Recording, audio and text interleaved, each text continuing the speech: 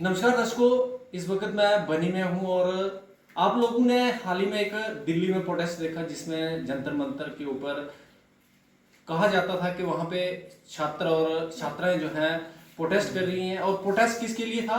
NEET exam के लिए। जो नीट एग्जाम हुआ हाल ही में कुछ दिन पहले, उसके बाद वो कैंसिल किए गए। फिर एजुकेशन मिनिस्टर धर्मेंद्र प्रधान जी का इस्तीफा होता है। उसके बाद अब दोबारा से उसका जब रिजल्ट निकलता है तो बनी के लिए बेहद खुशी की बात, जब बनी से मैं कहूंगा कि पूरी कॉन्स्टिट्यूंसी से 15 से 20 छात्र छात्राएं जो हैं निकल कर सामने आए। और पेरेंट्स के लिए खुशी की बात और पूरे बनी क्षेत्र में खुशी का माहौल इस वक्त है। ऐसे ही मेरे साथ एक नीट के छात्र मेरे साथ है और उनसे बातचीत करेंगे।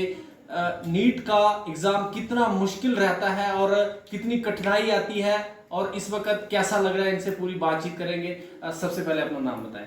नमस्ते, मेरा नाम अर्निका, मैं जम्मू एंड कश्मीर डिस्ट्रिक्ट कठुआ के ब्लॉक बनी से रहने वाली हूँ। मुझे ये बताएं कि आज आप नीट का एग्जाम क्वालिफाई करके आगे बढ़ रहे हैं और खासतौर पर अभी हम बनी की बात करेंगे। आप बनी के रहने वाले हैं और बनी के लिए क्या संदेश देंगे और इस वक्त कितनी खुशी आपको हो रही है इस वक्त, क्योंकि आप हाई सेकेंडरी से ही मुझे लगता है यहाँ से पढ़ के गए हैं। सो मैं अभी बहुत खुश हूँ, मेरे पेरेंट्स, मेरी फैमिली सभी अभी बहुत खुश है।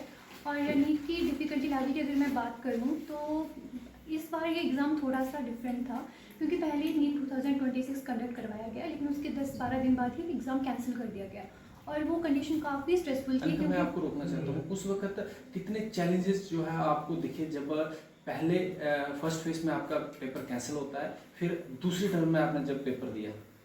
मेरे लिए डिफ़िकल्ट था, क्योंकि पहले भी मैंने क्वालिफाई कर लिया था। मतलब जब मैंने अपने घर आके मार्क्स काउंट करे तो मेरा सिलेक्शन होने वाला था, लेकिन उसके 12 दिन बाद ही एग्ज़ाम कैंसिल हो गया।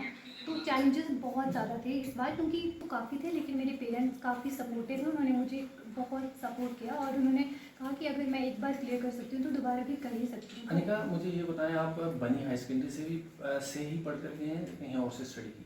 तो मैंने सबसे पहले 5th तक तो मैं गवर्नमेंट स्कूल बग में पढ़ी हूँ, जो कांथल में है। उसके बाद मैं 8th तक गवर्नमेंट स्कूल धार में पढ़ी हूँ और फिर उसके बाद मैं 9th 10th मैंने होलियत में पढ़ाई की है। उसके बाद 11th 12th में मैंने यहाँ गवर्नमेंट हाई सेकेंडरी स्कूल बनी से ही पढ़ाई की है। दर्शकों, ये बात बहुत बड़ी बात है और मैंने पहले ही आपको बताया कि एक गवर्नमेंट स्कूल से बच्चा उठकर आता है और नीट की परीक्षा पास करता है, इससे बड़ी बात हमारे लिए नहीं हो सकती है। जिस तरह से आमतौर पर देखा जाता है जब लोग प्राइवेट स्कूल की तरफ भागते हैं, लेकिन यहाँ इस बच्ची का साफ कहना है कि मैं एक प्राइमरी एजुकेशन लेकर, फिर एक मिडिल एजुकेशन लेकर जो गवर्नमेंट स्कूल से लिया और उसके बाद बनी हाई सेकेंडरी से ही पढ़कर आज नीट की परीक्षा पास की। और बहुत सारे, इनका कहना है कि बहुत सारे चैलेंजेस जो है मिले और आगे की बातचीत इनके साथ पूरी करते हैं हम। अनिका, ये बताएं, अब इस वक्त आप नीट की परीक्षा जो है पास करके आगे जा रहे हैं, और क्या लगता है कि आने वाले समय में और कितने यहाँ से स्टूडेंट जो है आपको निकलते हुए दिखाई दे रहे हैं, क्योंकि आपके और भी क्लासमेट है, उनसे भी आपकी बातचीत होती है, तो क्या बातचीत होती है ये बताएं। मेरा मानना है जो मेहनत करेगा, जो डिसिप्लिन रहेगा, कॉन्स्टेंट रहेगा, वही वो कर ले जाएगा। और जो डिस्ट्रैक्ट रहेगा उसके थोड़ा सा डिफिकल्ट है, लेकिन मिस्टेक करके वो भी सीख के फिर वो भी डेफिनेटली क्लियर कर सकता है। अनिका, बात करेंगे, बात आती है कि जब यहाँ के बच्चे पढ़कर बाहर चले जाते हैं लेकिन फिर बनी को भूल जाते हैं, क्या लगता है कि हम आने वाले समय में आप यहाँ से उठकर कहीं अच्छी जगह पहुँच रहे हैं इस वक्त, तो क्या बनी की तरफ मुड़कर देखेंगे? फिर हमारे लोग जो है सफ़र कर रहे हैं इस वक्त, डॉक्टरों की कमी से जूझ रहा है पूरा हॉस्पिटल यहाँ पर। अभी तक गायनी का डॉक्टर भी यहाँ पर नहीं है, बहुत सारे इश्यूज हैं जो इस हॉस्पिटल में आ रहे हैं। तो क्या हम उम्मीद करें कि आने वाले समय में हम आपको बनी में देखें? यस, डेफिनेटली, क्यों नहीं। बनी में मैं बनी में ही छोटी से बड़ी हुई हूँ। मेरा पहले तब मुझे बस मेरा एक ड्रीम था कि मैं डॉक्टर बनूंगी, लेकिन मुझे पता भी नहीं था कि डॉक्टर कैसे बनते हैं। तब से मेरा था कि मैं बनी में हॉस्पिटल बनाऊंगी, ये मेरा ड्रीम था। मुझे नहीं पता मैं पूरा कर पाऊंगी कि नहीं, लेकिन डेफिनेटली मैं कोशिश करूंगी कि मैं ये करूँ।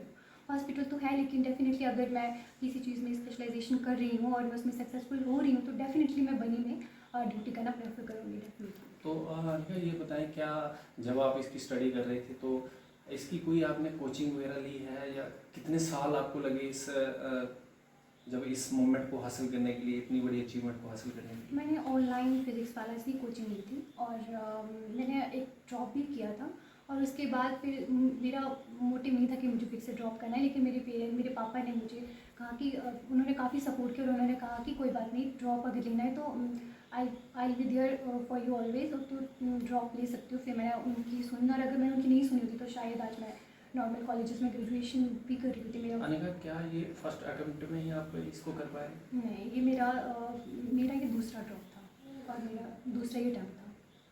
Thank you. और बनी के जो आपके साथी हैं उनके लिए मैसेज यहाँ से देते हैं, क्योंकि आप इस वक्त आपको लोग जो हैं बनी से देख रहे हैं, और क्या संदेश देंगे? मैं बोलूँगी कि जितनी मेहनत कर सकते हो उतनी करो। यही एज है 18 से लेकर 25 तक करियर बनाने की। बना सकते हो, बना लो, क्योंकि बना सकते हैं, हर कोई कर सकता है। तो डेफिनेटली मेहनत करो, डिसिप्लिन रहो और लगातार मेहनत करो तो डेफिनेटली आप भी कर सकते हो। थैंक यू बात करने के लिए। Thank you. और ये थी बनी की एक छोटी सी बेटी जिसने नीट की एग्ज़ाम जो है क्वालिफाई की और अपने माँ बाप का नाम रोशन किया, और पूरे बनी में इस वक्त खुशी की लहर है। और भी बच्चे हैं, उनसे भी हम आपकी बातचीत करवाएंगे, उनको भी सुनेंगे उनके घर में इस वक्त क्या माहौल है। और हमारे साथ बने रहिए और ऐसे इंटरव्यूज़ के लिए देखते रहिए बनी न्यूज़ नेटवर्क। अब आपके अपने शहर बनी में आ चुका है राजवाल टाइल्स एंड हार्डवेयर, जहां आपको मिलेंगी शानदार डिजाइन के टाइल्स, ग्रेनाइट और सभी प्रकार के कंस्ट्रक्शंस केमिकल्स, वो भी किफायती और उचित दामों पर। घर बनाना हो, दुकान हो या कोई नया प्रोजेक्ट, आपकी जरूरत का हर सामान मिलेगा राजवाल टाइल्स एंड हार्डवेयर पर। तो आज ही विजिट करें Rajwal tiles and hardware, Indian oil petrol pump के नजदीक, बनी। बेहतरीन क्वालिटी, शानदार डिजाइन और सही कीमत। राजवाल टाइल्स एंड हार्डवेयर, आपकी सपनों के घर की पहली पसंद।